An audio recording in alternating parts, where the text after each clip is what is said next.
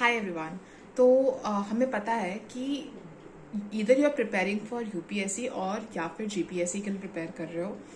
Gupta empire बहुत important empire है। तो एंशियंट हिस्ट्री का क्या है ना कि तुमको थोड़ा सिलेक्टिव रीडिंग करना पड़ेगा। मतलब तुमको स्टोरी पता होना चाहिए, क्रोनोलॉजी पता होनी चाहिए, लेकिन एक कुछ इंपॉर्टेंट एम्पायर्स होते हैं जहाँ पे तुमको ज़्यादा फोकस करना है। This is what my analysis says and बाकी सब भी यही बताएंगे।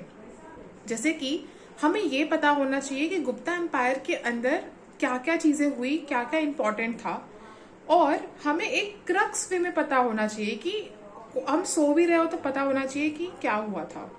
तो without wasting time let's revise the fall of Gupta empire. तो गुप्ता एम्पायर का फॉल, डाउनफॉल कैसे हुआ, ठीक है। तो आपने एक पैटर्न नोटिस किया होगा कि एक कॉमन रीजन जो होता है डाउनफॉल का वो ये होता है वीक सक्सेसर। कि क्या होता है, पहले तो एक फाउंडर होगा जो एक बेस बनाएगा, उसके बाद उसका सक्सेसर मतलब उसका जो सन होगा वो उसको थोड़ा और एक्सपैंड करेगा, फिर उसका जो दूसरा सक्सेसर होगा वो उसको और एक्सपैंड करेगा, एंड जब वो पीक पे पहुंचेगा तब वो फिर नीचे डाउनफॉल होते जाएगा।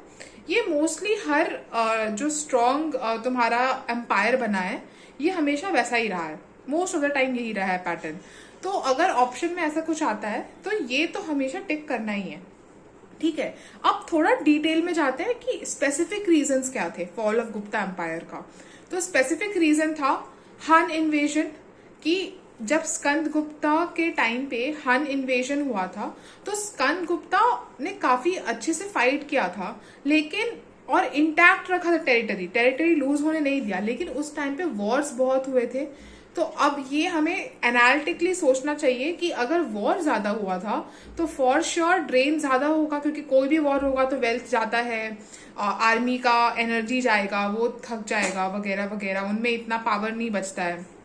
तो वो एक रीजन था, हन इन्वेजन, वीक सक्सेसर। अब तीसरा था एडमिनिस्ट्रेशन। तो ये बहुत स्पेसिफिक डिटेल है जो हमें पता होना चाहिए, दैट इज पारिराजका। उनमें क्या था, वीक एडमिनिस्ट्रेशन वाला क्या सीन था कि वो इनडायरेक्ट रूलिंग करते थे। कि अगर 4 प्रोविंस है उनका, उसके ऊपर व्हाट दे विल डू कि ये जो एक वहां पे एक राजा को बिठा देंगे और बोलेंगे भाई तुम ये रूल कर, बट मैं डायरेक्ट कंट्रोल नहीं होगा। सेंटर पे जो ये 5-6 होंगे वो उनका डायरेक्ट कंट्रोल है, बट ये जो नीचे रखा है उस पर इनडायरेक्ट कंट्रोल होता था। तो जब तक स्ट्रॉन्ग किंग्स थे, जब तक स्ट्रॉन्ग रूलर्स थे, तब तक तो ये जो सिस्टम था अच्छा चल रहा था। पर जैसे जैसे वीक सक्सेसर्स आए तो ये जो सिस्टम था ये खराब हो गया। कि अब जो यहाँ पे जो इनडायरेक्ट कंट्रोल था, ये लोग अपना इंडिपेंडेंट हो गए कि भाई हमको तो अपने आप से रूल करना है। तो ये एक रीजन था, वीक एडमिनिस्ट्रेशन। और चौथा था लैंड ग्रांट। तो जो हमारे गुप्ता एम्पायर्स थे वो क्या करते थे, वो अपने लैंड को जो पुरोहित मतलब प्रीस्ट हो गए या कोई और हो गए उनको ग्रांट पे दे देते थे, और उसमें वो रॉयल मोनोपोली भी देते थे माइंस का या फिर कुछ ऐसा। और फिर वो कुछ कुछ जगह पे वो एडमिनिस्ट्रेटिव राइट्स भी, जुडिशियल राइट्स भी देते थे। In a way they use to declare them as a king in a way. हाँ, सो इसमें तुम कंपेयर भी कर सकते हो कि Mauryans never use to do this. Okay, so always compare करके पढ़ो तो it would help you to kind of recall things. So we'll revise it again. Weak successor, Han invasion, weak administration, Parirajaka, and land grants, in which they gave royal monopoly, administrative rights, and judicial rights. I hope this was helpful. And yes, Gupta Empire is very important.